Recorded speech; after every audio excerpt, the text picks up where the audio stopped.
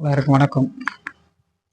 போன வழியில் நம்ம எவ்வளோ கஷ்டத்தை நம்ம படுறோம், அந்த கஷ்டம் எப்படி விலகிறது அப்படின்னு பார்த்தோம். அந்த மூச்சு பயிற்சி எப்படி செய்கிறதுன்னு பார்த்தோம். அடுத்த வீடியோவும் போட்டிருக்கு.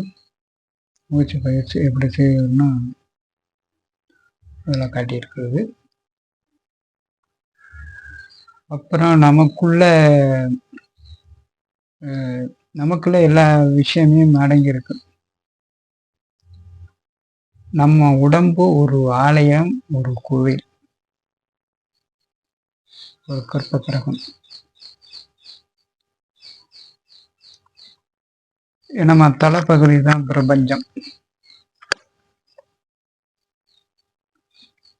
உள்ள இது வாசப்படி, வாயுங்கிறது கோயிலோட வாசப்படி. சீவன் வாசம் செய்யக்கூடியது இந்த நெற்றி பகுதி. அது கீழே பொட்டு, குங்குமம் போட்டு வைக்கக்கூடியது அம்பாள். நமக்குள்ள 3 தேவர்களும் வசிக்கிறாங்க. அது ஒவ்வொரு பாகமா நமக்குள்ள இருக்கு.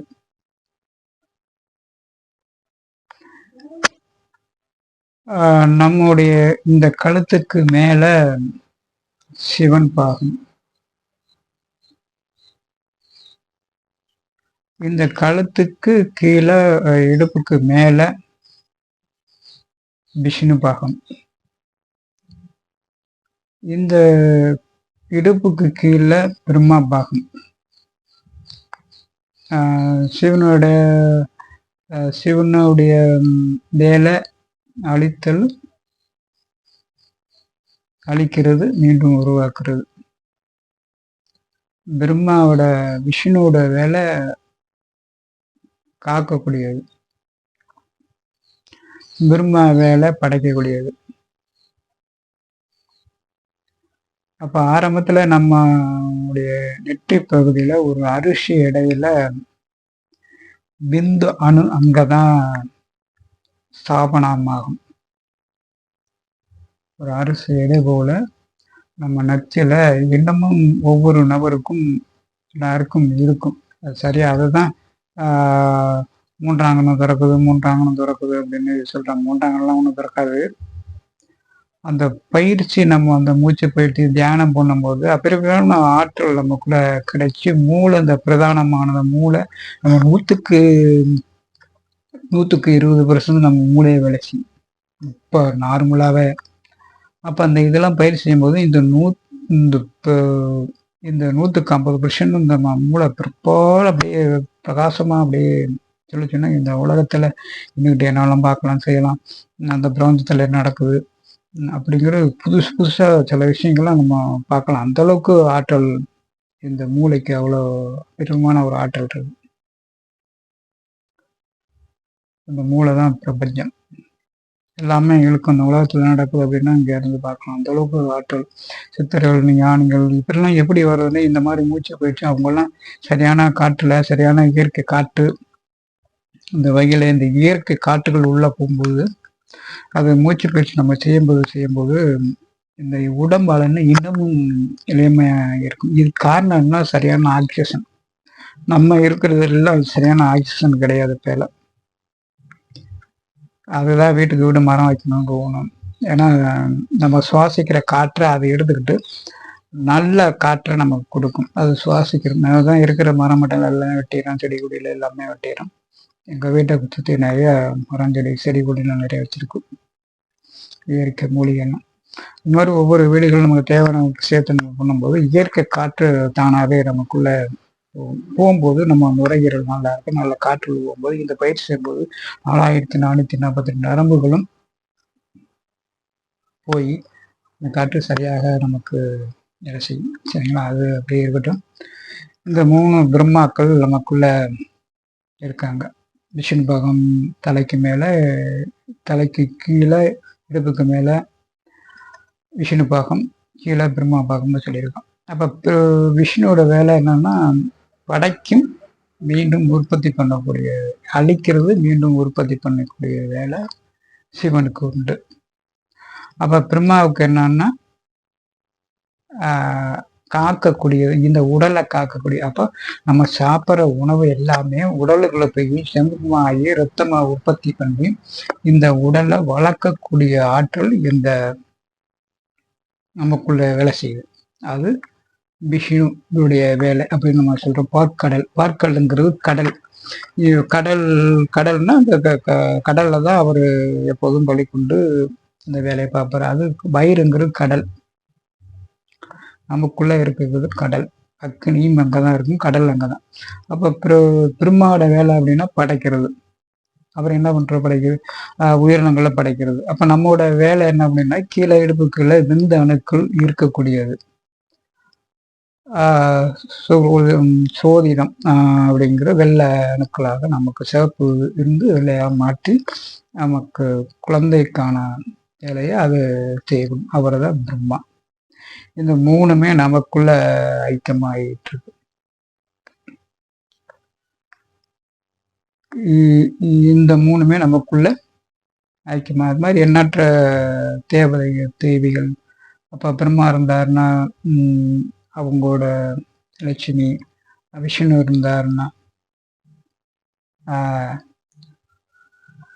லட்சுமி, சரஸ்வதி, இந்த மாதிரி எல்லா தெய்வங்களும் நமக்குள்ள இருக்கு. அதுக்கு பார்க்க முடியாது, நம்மளால உணர முடியும்.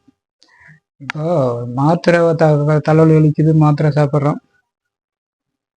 சாப்பிட்றோம்னா அந்த தலைவலி போயிடுது. ஆனா உள்ள போயிட்டு என்ன வேலை நடக்குது, என்ன ரியாக்ஷன் தெரியாது நமக்கு. ஆனா தானாவே அந்த வேலை நடந்துட்டு இருக்கு. அதுபோல நம்ம இந்த மாதிரி பயிற்சிகள் நம்ம செய்யும் போது தானாவே அதுக்குள்ள இருக்கிற மாற்றங்கள் நடந்துகிட்டே இருக்கும். ஆமா, நம்ம உடம்பு தான் ஆலயம் அப்படின்னு சொல்லியிருக்கோம். இந்த 2 கைகள் இப்படி கும்பிடும் போது கோபுரம்,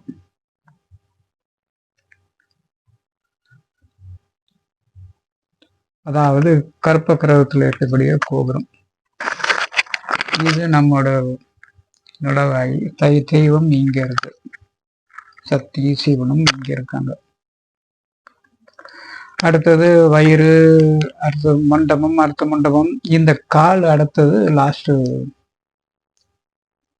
மண்டபம், கோபுரம். பெரிய கோபுரம் சொல்றோம்ல, ராஜா கோபுரம் சொல்லி அந்த மாதிரி இருக்கும். வழிபடும் தொப்புள், இந்த மாதிரி நமக்குள்ள எல்லாமே இருக்கு. கொடிமரங்கிறது நம்ம உள்ளாந்தண்டை, அது எத்தனை இருக்கு, அதுக்கு தகுந்த மாதிரி அங்கே கொடிமரத்துலையும் வடிவமைச்சு இருப்பாங்க. இந்த நம்ம தெய்வத்தை அடையணும் அப்படின்னா சில மூச்சு பயிற்சிகள் நம்ம செய்யும் போது இந்த, ஏன்னா அது வயசு வரம்பு இருக்கு, அதை எழுத இருந்தாலும் சுமாராக சொல்கிறேன். இந்த மூச்சு பயிற்சி செஞ்சு முடிச்சதுக்கு பிறகு ஒரு வருஷம் 2 வருஷம் இந்த மாதிரி மூச்சு பயிற்சி செஞ்சுக்கிட்டே இருக்கணும். செஞ்சு முடிச்சதுக்கு பிறகு அதுக்கப்புறம் தான் தியானம், கண்ணை மூடுறது, இந்த ஒருநிலைப்படுத்துறது. ஒருநிலைப்படுத்தணுமா நமக்குள்ள இந்த காற்றும், அதாவது நெருப்பு, காற்று, இது இருந்தாதான் இங்க இதுக்குள்ள இருக்கிற விஷயம் நமக்கு தெளிவுபடும். எப்படி இதெல்லாம் சாத்தியமாகுதுன்னா அது நிறைய விஷயங்கள் அதுல போயிட்டே இருக்கு. போயிட்டோம்னா நிறைய வீடியோகள் போயிட்டே இருக்கும். இந்த 3 தைகளும் நமக்குள்ள இருக்கு. அது இந்த உடலை பற்றி இன்னும் நிறைய விஷயங்கள், ஆய்வுகள்லாம் நிறைய பேசுறாங்க. நிறைய விஷயம் இதுல இருக்கு. எல்லாமே பஞ்சபூதத்துல தான் நமக்குள்ள, கையில பஞ்சபூதங்கள், உடம்புக்குள்ள பஞ்சபூதங்கள், அது மாதிரி இந்த உலகத்துல பஞ்சபூதங்கள், என்ன அந்த பஞ்சபூதத்துல தான் எல்லாமே இயங்கி நெருப்பு, நீர், ஆகாயம். ஆமா, நம்ம ஒவ்வொரு நபரும் உற்பத்தி ஆகக்கூடிய ஒரு பொருள், முதன்மையான பொருள் அப்படின்னா நீர். நீர்ல தான் இந்த உயிரினங்களே உருவப்படும். மனிதன் உள்பட எல்லாமே அந்த நீர் தான். நீரும் அது முடியும் இருந்தா அதுலேயே பஞ்ச பூதங்கள், நீர், நெருப்பு, ஆகாயம். சரியான சூடு வேணும், நெருப்பு. சரியான காற்று வேணும். சரியான இந்த நீரும் காற்றும் தேங்கக்கூடிய இடம் வேணும். இந்த பஞ்ச பூதங்கள் இணைஞ்சத்தான் இந்த, அதுக்கு மூல காரணம் நீர். நீர் எப்படி சரி ஒரு ஒரு டப்பாவில் ஒரு குடத்துலையோ ஒரு நீரை ஊற்றி நம்ம அச்சு மூடிருங்களேன். ஒரு வாரம் சென்று இல்லை 10 நாள் சென்று பாருங்கன்னா அதுக்கு வாழாம் பூச்சின்னு ஒரு பூச்சி, சின்ன பூச்சியாக இருக்கும். அதுக்கு மைக்ரோ கூட வச்சு பார்க்கக்கூடிய அளவுக்கு ரொம்ப சின்னதாக தான் இருக்கும். அது கொஞ்சம் பரிமாணம் வரைக்கும் நமக்கு கண்ணுக்கு தெரிகிற அளவுக்கு அந்த வாழாம் பூச்சிங்கிறது அதுலேருந்து உருவாகும். எப்படி அது மூடிட்டோம், எதுவுமே இல்லை, எப்படி உருவாகுது? எல்லாத்துலேயுமே இந்த அணு இருக்கு. கல்ல இருக்கு, மண்ணில் இருக்கு, வயிற்றுல இருக்கு, உடம்புல இருக்கு. இந்த பஞ்சபூதத்துல எல்லாமே இந்த அணுக்குள் இருக்கு. அதுக்கு மூல காரணம் கடவுள் தான், தண்ணி தான். இந்த மனிதனை உருவாடுறது எல்லாமே தண்ணி தான். பார்ப்போம், அடுத்தடுத்த வீடியோவில் பார்ப்போம், சந்திப்போம். ரொம்ப நன்றி, வணக்கம்.